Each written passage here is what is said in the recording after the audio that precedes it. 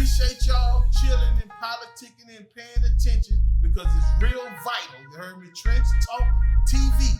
So that's what it's gonna sound like. It ain't gonna sound like nothing sugarcoat. It ain't gonna sound like what you want to hear. It's gonna be Trench Talk. How long before you had another run-in? You ended up going to jail again? Yeah, I am. When I come home from doing the 10. Nah, so that was the second, you going for the 10, that was the second time? That was the first time. I used to go to jail, little misdemeanor shit, you know, shit like that, but me doing a long bid. Gotcha, alright, we're gonna start. What caused you to, what caused that 10-year bid? That was, I had shot a guy, you know, me and him ended up, getting into it, and he came out on the fuck end, you know what I'm saying, as in the street. He always gonna be a fuck nigga to me because he ain't keep it in the street, you know what I'm saying? So, you know how that go. And you were 22 when you, when this happened? 22, yeah, when that happened, I had went to jail for like 10 years. A 10-year bid for a 22-year-old, I mean, you grown, you're 22, you got a kid, 10 years. What's going through your mind at this time? Man, really, bro, keep it all the way 100 with you. When I copped out to the, which as you know, when I went to court, and my mom was like, man, go ahead and take that fucking time and go do your shit, you heard me? Right. And you know, it wasn't no thing with, you know, it wasn't like, you know how some niggas would be crying and all that shit, or his family crying, with none of that shit with my people. My people straight go do your shit, and you know, my people like straight up go do your shit and come on back, you know what I'm saying? Gotcha. You know, that's how they looking at it, it's a hug and we'll see you, call us, when you get the fuck where you going, call us so we can bring you a package in that bitch. Right. You know what I'm saying? Cause my mama brought me my first package as soon as I hit the jailhouse. I and my dad, real talk, they straight dropped it off. You know what I'm saying? So I'm automatic, I'm hustling. Having that kind of support going in for a 10-year bid, it's safe to say you weren't scared about it. How was your mental going through that? You had all the support you needed. That being your first 10-year bid, you didn't have no reservations about it? Yeah, I was fucked up when I was fucked up. You know, a lot of people try to act tough and you right, know. Dog, right. Nigga try to act tough and shit like, but fuck man, once I'm already street, so I already know everybody in that bitch. You know what I'm saying? All the niggas that's in that bitch, I'm already coming through it. They already know me from the streets. You know what I'm saying? Because I'm already fucking with them head up anywhere in the streets.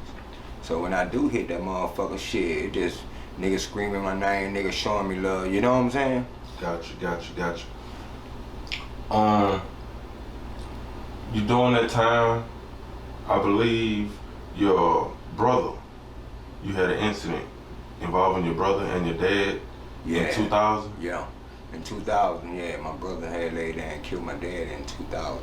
So that really like damaged, you know, it put a hit in my heart right there, you know what I'm saying? And how many years are you in at this point? Shit, what, 98, August. That shit happened in 2000. I'm about a year and a half in. You know what I'm saying? When that shit happened, I'm about a year and a half in. Yeah. How could it, as much as you could, explain the situation, how could a son kill a dad? Bro, drugs, alcohol. I got you. You get me now? Mm-hmm. Cause my brother was on drugs and alcohol. When he woke up in jail, he didn't even know he did it. He was so loaded. When he called my mama, he was like, man, what I'm in jail for? He said, man, you killed Red. That way they used to call my daddy Red, you heard me? Mm-hmm. So you killed Red last night, you heard me? Mm-hmm. And I talk to my brother every day. I just talked to him a few minutes ago. I love that nigga, you heard me?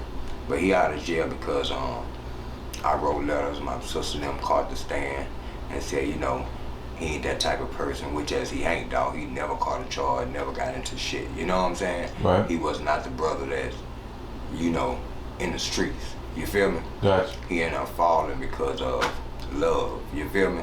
Mm-hmm. You know, that's how he ended up turning that route because of his wife ended up leaving him and shit like that. You know what I'm saying? So love is a strong thing. You know what I'm saying? It makes some men go astray. You feel me, dog? Right. And so you really gotta know, you know, your limits is dealing with women out here. You know what I'm saying? Most definitely. Because of what they would do. They're vicious and we love hard. So I seen that shit when I was young. You know what I'm saying? I seen him going to work with his wife, his son. You know what I'm saying? Gotcha. You know, it's a family man, married. You feel me? Mm-hmm. And you know, for her to just up and leave him and the son right there, fucked him up. You heard me? So he started drinking at first, and then he got on drugs. You know what I'm saying? Oh shit, man! I'm like 13 or something. You know what I'm saying? Right. So you know, you seeing your brother go through this shit here, you know, and down the line, dog. I grew up, like I say, I'm 27 years old.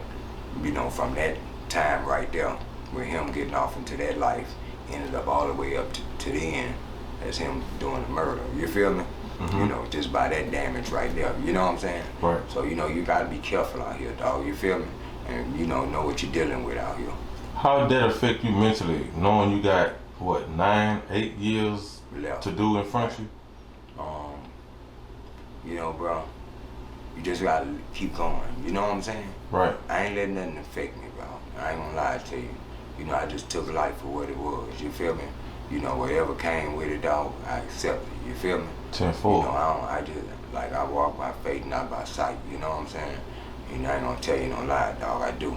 Like, I don't plan nothing out. I don't, you know, judge. I don't try to predict the fucking future. None of that shit, you heard me? Only thing I can do is live day for day.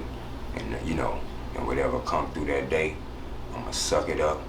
And I'm gonna ball that bitch up. And I'm gonna keep on going, you feel me? Most definitely, most definitely. As if that wasn't enough, 2.5 years later, maybe 3 years later. Yeah. Could you explain that situation? My mama had a heart attack, you know what I'm saying, in 2003, you feel me?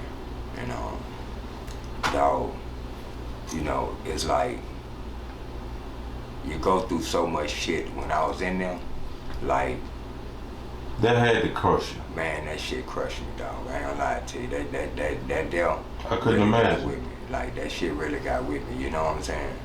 And but I end up just catching myself and then just pulling together and just staying, you know, just staying up, dog. You know, just like I say, whatever came with life, bro.